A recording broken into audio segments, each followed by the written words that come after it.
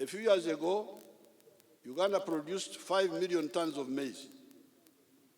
Uganda consumed only 1 million tons because Ugandans have other foods. It is only institutions and the animal feeds manufacturers that use maize. There was therefore a surplus of 4 million tons, which had no market in East Africa on account of the non-tariff barriers, protectionism. The prices collapsed, and the farmers in Uganda walked away from growing maize. Only now to be told that there is a big demand for maize, and even people are dying. The store of maize is the same as the store of milk, sugar, rice. Some Ugandans wanted me to stop Tanzanian rice. Please, I would not do that.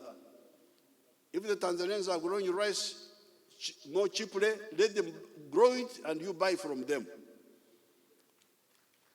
And if you want, you can apply and you shift and go and ask the Tanzanian government to allow you to do rice in Tanzania.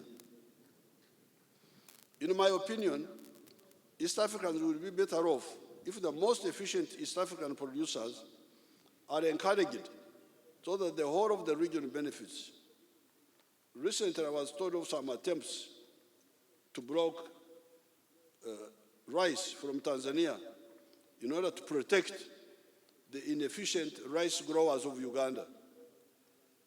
I could not accept such blindness. Why? First of all, punish Ugandans to consume expensive rice while Tanzanian brothers can produce cheaper rice.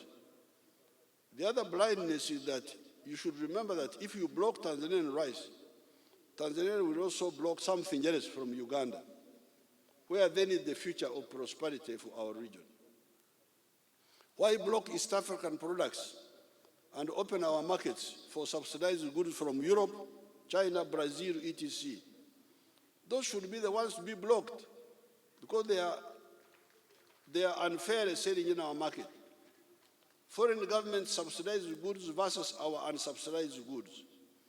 If you allow subsidized Brazilian products to kill the market for Uganda's sugar in East Africa, what return benefit will East Africa get from Brazil? What does Brazil give you in return? East Africa is a potential superpower of the League of India or China. If we integrate economically and politically, assisted fortunately by the Swahili language, which is part of the heritage of this area.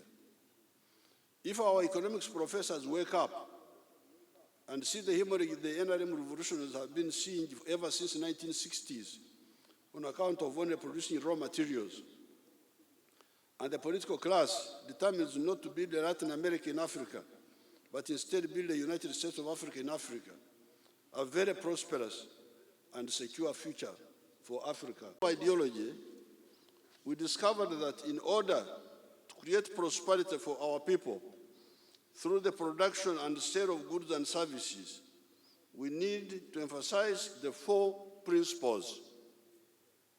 And these are the principles of patriotism, loving Uganda, Pan-Africanism, loving Africa, social economic transformation, and democracy.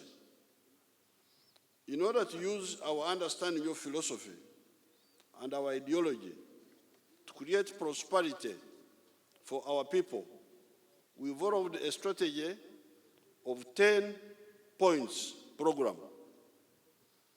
Point number 5 of that program read as follows, in quotes: building an independent, integrated, and self-sustaining national economy, end of quotes. By that time, we had already discovered that one of Africa's problems has been the curse of confining itself to the export of raw materials, where we always get less than 10% of the actual value of the end product out of those raw materials, and the resultant loss of jobs to the cleverer-led outsiders. The outsiders are better led, They take our raw materials, they get more money out of them, and create jobs for their children, when ours are here dying in the ocean trying to go to Europe.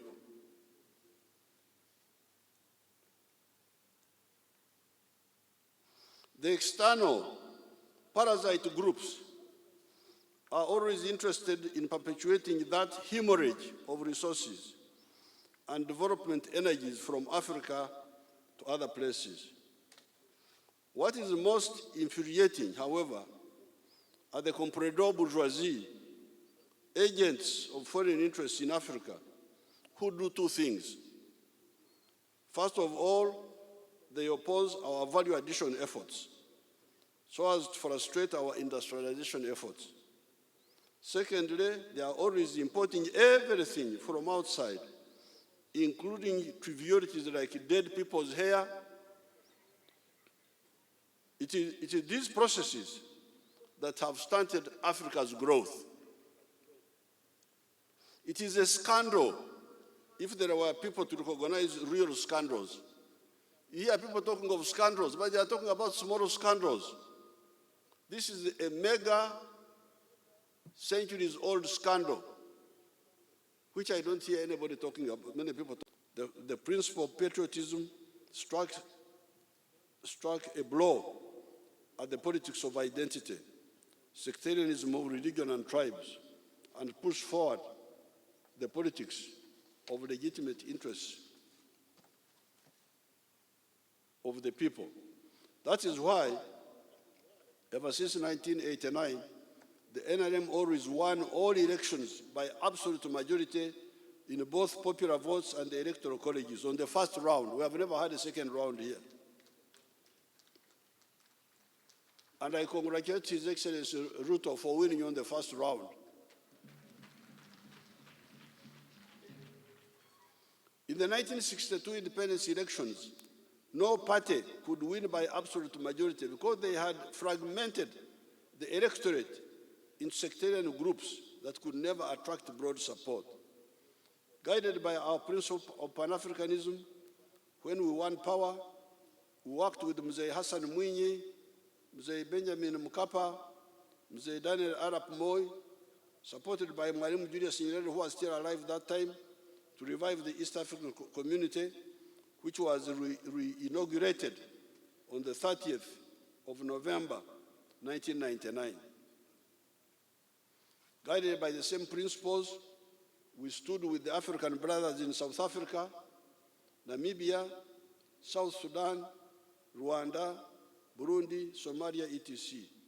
It is this principle that educates us not to aim at building a Latin America in Africa, but building a United States of Africa in Africa to ensure the prosperity of our people and the strategic security of Africa.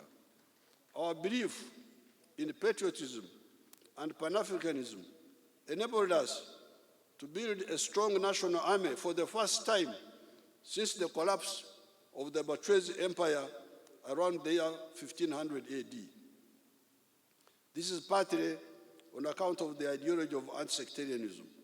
We do not look at soldiers with sectarian lenses, but with soldiership and ideological lenses for patriotism.